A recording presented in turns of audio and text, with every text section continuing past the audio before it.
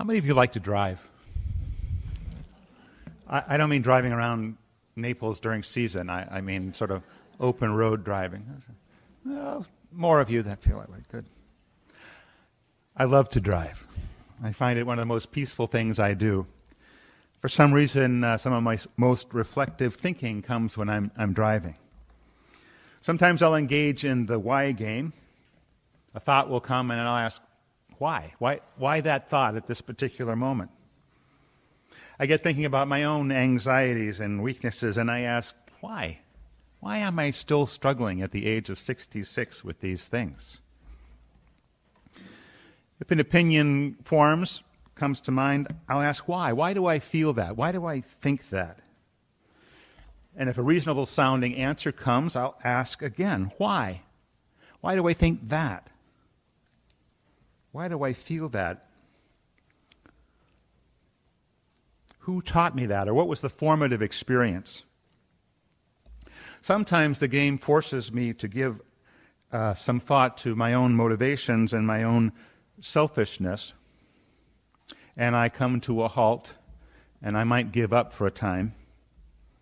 Or perhaps I'll keep going and see how far down into my memory and my psyche and my own foundational values I can reach.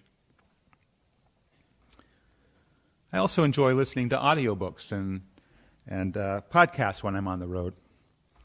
Lately, I've been listening to a series of podcasts from Neil deGrasse Tyson, the astrophysicist.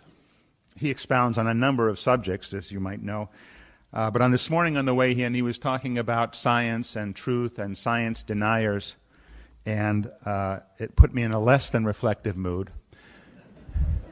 In fact, it made me a bit angry as well as a bit anxious for our planet. This also happened a few weeks ago when I was driving back home from our trip north. I had dropped Anne at the airport so she could get back to work on a Monday morning, and I had 1,300 miles of road to fill.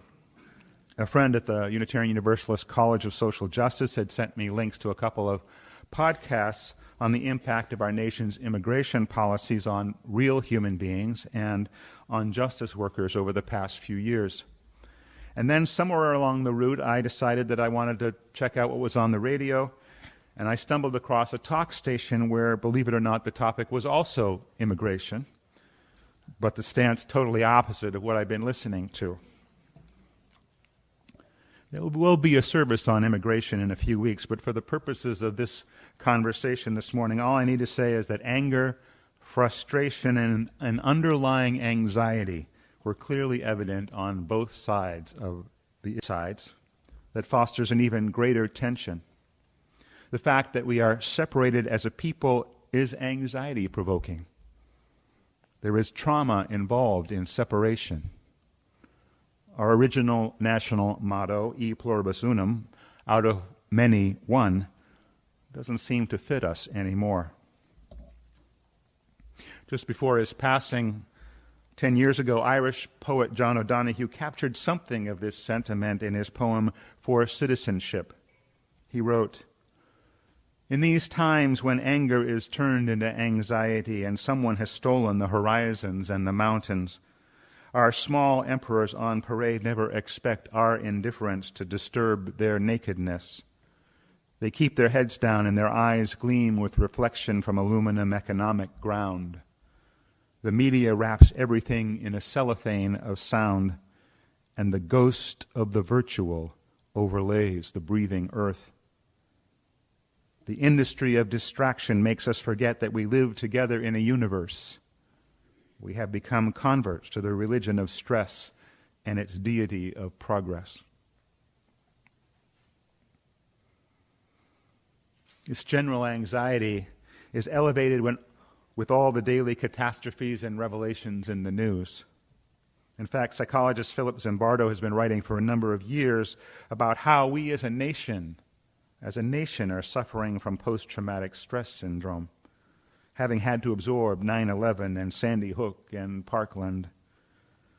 And psychiatrist Lise von Susteren adds that on some level, even the doubters are deeply anxious about climate change, some giving it the term climate grief. And when all this is combined with our own individual anxieties, it can throw us off balance and start to separate us from who we are, from our best selves. Everyone feels anxiety at times. The litany of anxieties in our opening poem this morning could have gone on forever. And if we let them, anxieties tend to build on each other. How many of you remember that great Peanuts cartoon where Charlie Brown is sitting up in bed in a dark room, head in hands, unable to sleep, and thinking, my anxieties have anxieties.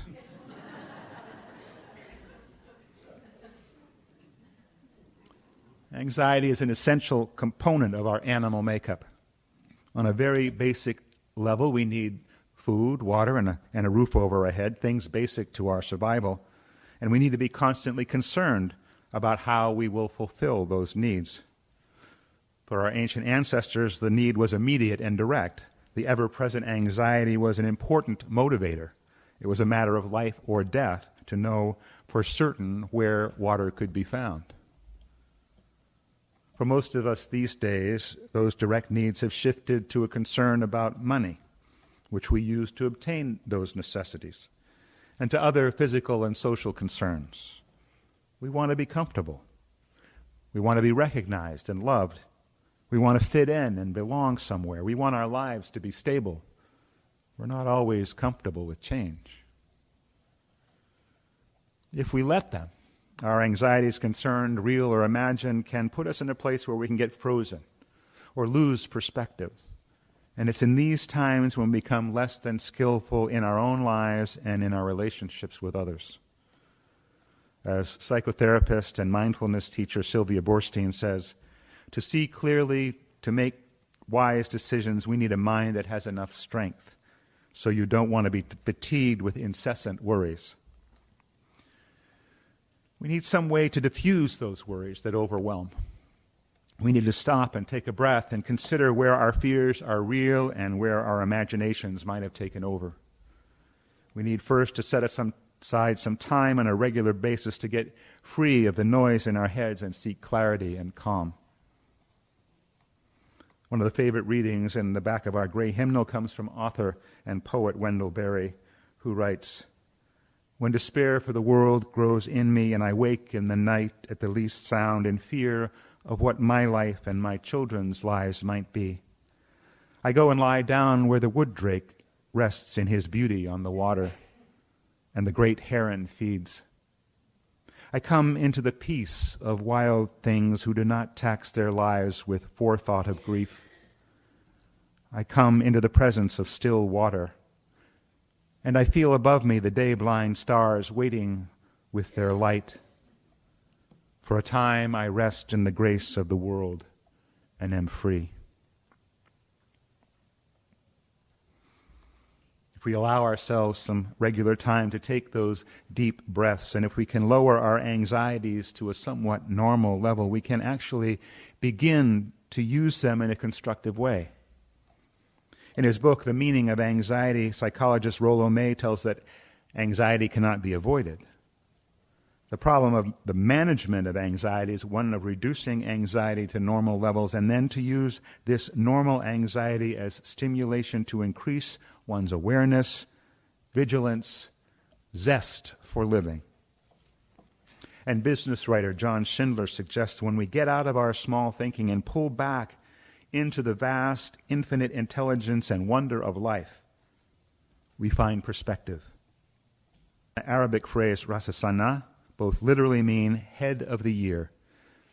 In both traditions, this is a time of contemplation, a time to take a breath, a time for thoughtful reflection, a time to ask some of those troubling why questions and to consider how one might have moved out of right relationship with others and with God.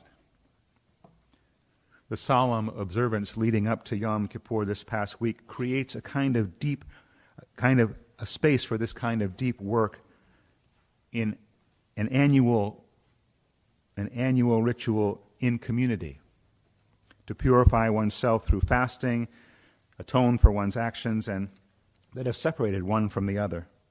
Through these rituals, the days of awe that span the time between Rosh Hashanah and Yom Kippur build to a moment when the moral imagination of a people, a positive vision of a life together is expressed in and through community.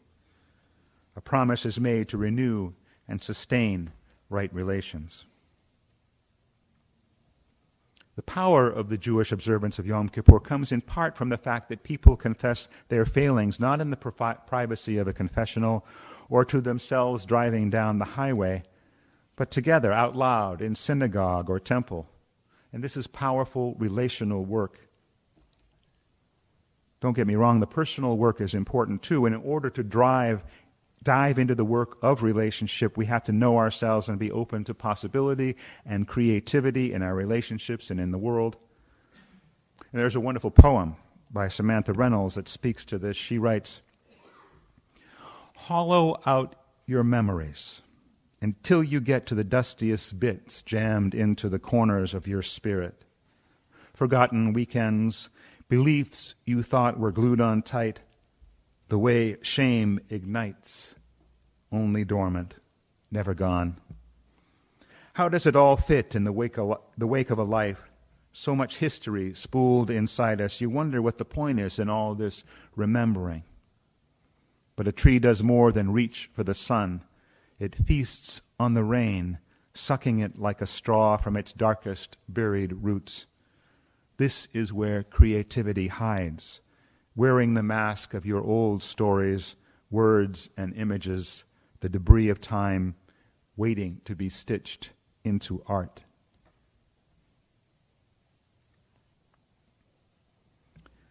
Despite Unitarian Universalism's long love affair with individualism and self-reliance, we need to understand that who we are in the world, who we have been in our dusty past, is dependent on our relationships with others and cannot be separated from them.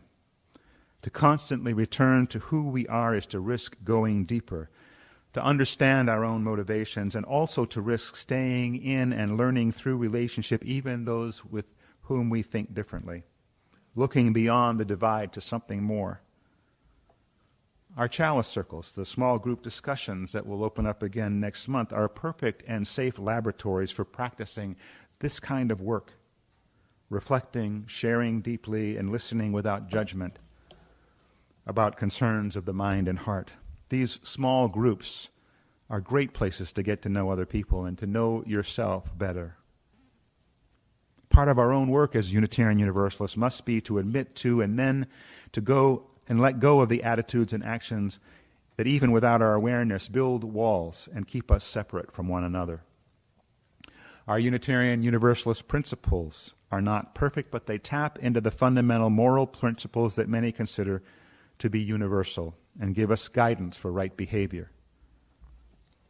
The seventh principle, that we affirm and promote the respect for the interdependent web of all existence of which we are a part, ties us inevitably to one another. For us to truly imagine ourselves as part of that web takes both clarity and vision, science and art blending to touch all our sensitivities. A photo of our blue planet hanging in space, Monet banishing the edges between and urging us to see how heaven pulls earth into its arms and how infinitely the heart expands to claim that world. To be in the moment requires us to be fully present, having left behind those things that bind us up and keep us apart. Our future depends on our being fully present, open to possibility and vision, in this moment and in the next, in relationship. It takes will and impetus. There must be a willingness to engage in the sometimes hard work of reflection and to practice mindfulness with each other. But once we begin, transformation is possible if we but surrender to the creative flow that can follow, figuring out together how to fill our house with light. And so let us, through individual and communal reflection, move past our divisions and return to who we are, to our inner potential as individuals in community, to the authenticity that will allow us to express our highest morals in the simplest gesture, and to work towards a positive vision of life together on this beautiful earth. May it be so.